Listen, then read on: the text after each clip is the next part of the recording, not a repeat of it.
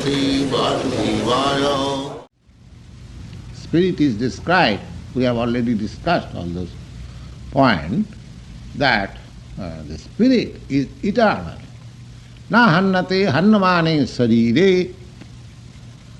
Even after the destruction of this body, the consciousness is not destroyed. That continues. Rather, consciousness transferred to another type of body makes me again alive to the material conception of life.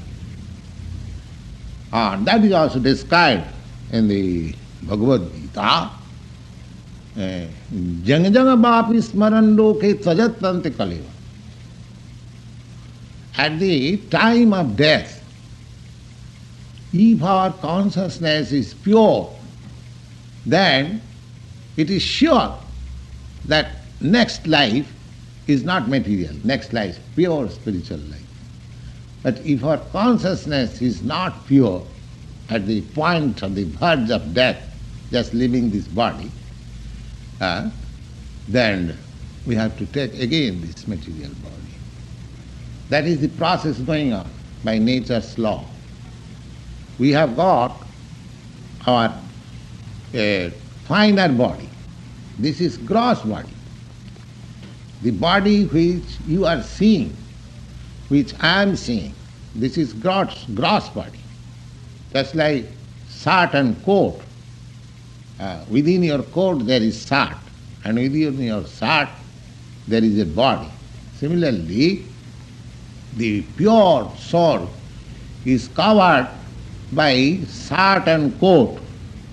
The shirt is mind, intelligence and false ego. Mind, intelligence and false ego. False ego means that the wrong conception that I am matter, I am something product of this material world. This wrong conception makes me localized. Just like, because I have taken my birth in America, therefore I think myself American. Because I have taken my birth in India, therefore I think myself as Indian. But as pure soul, I am neither Indian nor American. I am pure soul. Because this is designation. This American or Indian or German or Englishman or cats and dogs and this and that, black and white, all these are designations. Spiritual consciousness means to become free from all these designations. So that freedom is achieved when we are in constantly touch with the Supreme Spirit, Krishna. That Supreme Spirit is Krishna. So, this assembly, which are trying to conduct, is just to keep in touch constantly with Krishna. Krishna can be in constantly companion with us. Because He is omnipotent, God is omnipotent.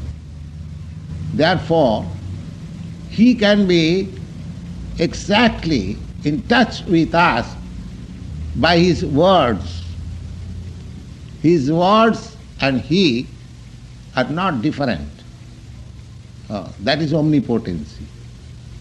Omnipotency means in everything relating to Krishna has the same potency. Just like here in this material world, if you want water, you are thirsty. If you want water, then this water, simply calling, simply saying repeatedly, water, water, water, water, water, will not satisfy your thirst. Because this word has not the same potency as water itself. You require the water as it is, then your thirst will be satisfied. But in the transcendental, in the absolute world, there is no such difference. Krishna and Krishna's name and Krishna's words and Krishna's qualities, Krishna's pastimes, everything is Krishna.